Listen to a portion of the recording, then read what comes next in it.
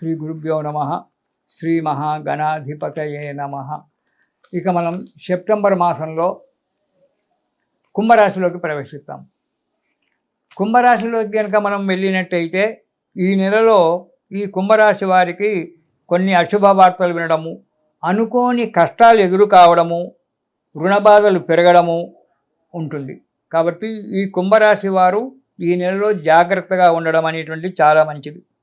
ఇక 1వ వారం కనుక చూసుకున్నట్టయితే ఎప్పుడు మానసిక ఆవేదన, మనస్సులో ప్రశాంతత లేకపోవడము, ఏవో అనుకోని కష్టాలు ఎదురుగుండా వచ్చి కూర్చోవడము, డబ్బు నష్టపోవడము, స్థానచలనం లాంటి ఇబ్బందులన్నీ కూడా ఒక్కసారే వచ్చి కూర్చోవడానికి ఆస్కారం ఉంది మొదటి వారంలో.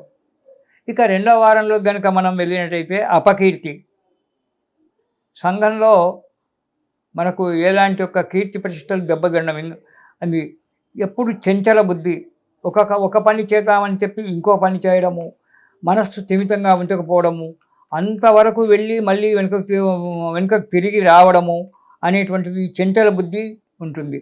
అంతేకాకుండా చెడు ఆలోచనలు చాలాగా వస్తుంటాయి ఈ కుంభరాశి వారికి నెలలో 2వ వారంలో. ఈ చెడు ఆలోచనలు రావడము, అనారోగ్యము, చెడు ఆలోచనలు వస్తే రానివ్వండి, వాటిని మనస్సులో అదిపి పెట్టండి, పక్కకు పంపించండి, అంతేగాని చెడు పనులు చేయకండి. దానివల్ల ఒక్క క్షణం చెడు పని చేసినట్టయితే అది జీవితాంతకాలం నిలబడిపోతూ ఉంటుంది. కాబట్టి చెడు ఆలోచనలు వస్తూ ఉంటాయి, కానీ వాటిని అమల్లో పెట్టకండి, జాగ్రత్తగా ఉండండి. ఇక అనారోగ్యము, బంధుమిత్రులతో కూడిక, దానివల్ల బంధుమిత్రులతో మాట వల్ల కలహాలు ఏర్పడము అనేటువంటిది కూడా ఏర్పడడానికి ఆస్కారం ఉంది. ఇక 3వ వారంలోకి కనుక మనం ప్రయాణం చేసినట్లయితే అనారోగ్యము, దుష్టులతో సహవాసం చేయడము, ఇది చాలా జాగ్రత్తగా ఆలోచించి అడుగు ముందుకేయండి. ఎవరో ఒకరు కలుస్తారు, ఏదో తీయగా మాట్లాడతారు, మంచిగా మాట్లాడారని అతనితో స్నేహితం చేయడం వల్ల డబ్బు నష్టపోవడం కానీ మోసపోవడం కానీ అటువంటిది జరగడానికి ఆస్కారమైంది.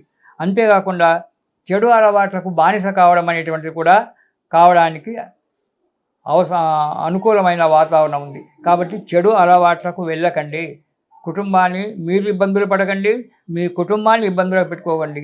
ఆలోచనలు వస్తూ ఉంటాయి, ఆలోచనలు మనసులోంచి పక్కకు తరిమేయాలి. అలా తరిమేసినప్పుడే మన జీవితం అనేటువంటి సుఖంగా జరుగుతుంది. ప్రతి వాడికి చెడు ఆలోచనలు వస్తుంటాయి, చెడు ఆలోచన ఉంటుంది, చెడు ఎప్పుడు తీయగా ఉంటుంది, మనసు ఎప్పుడు ఇది ఉంటుంది. కాబట్టి చెడును అనేటువంటి దాన్ని దగ్గరికి రానివ్వకండి.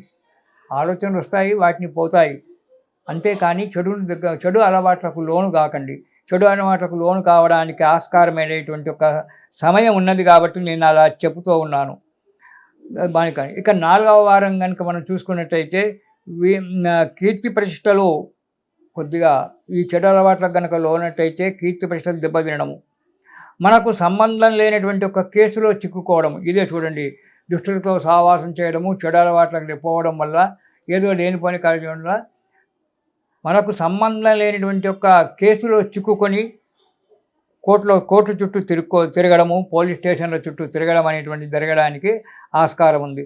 సహోదరులతో కలహాలు, కొట్లాటలు ఏర్పడేటువంటిది ఉంటుంది. మనము నీతి తప్పినప్పుడు అందరూ కూడా మనకు శత్రువులే. కాబట్టి మనము నీతి తప్పకుండా ధర్మంగా, సాధ్యమైనంత వరకు ధర్మంగా మనం నడుస్తూ ఉన్నప్పుడు శత్రువులు మిత్రులు అవుతుంటారు.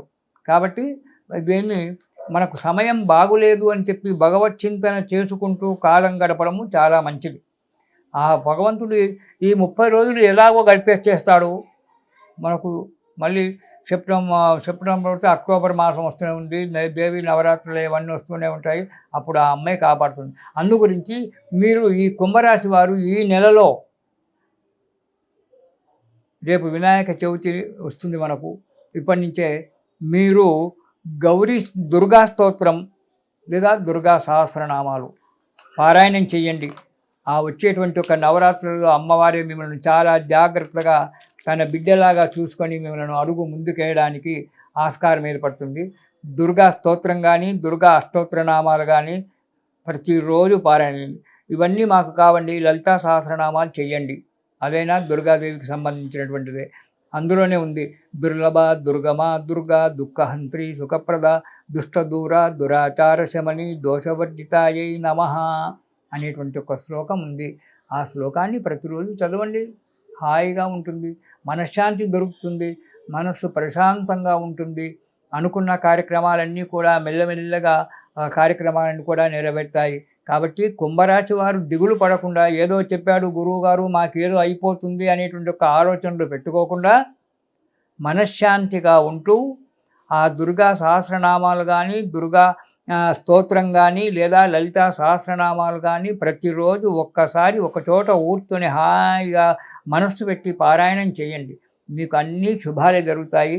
సుఖాలతో సంతోషంగా ఉంటారు. ఇది శుభం.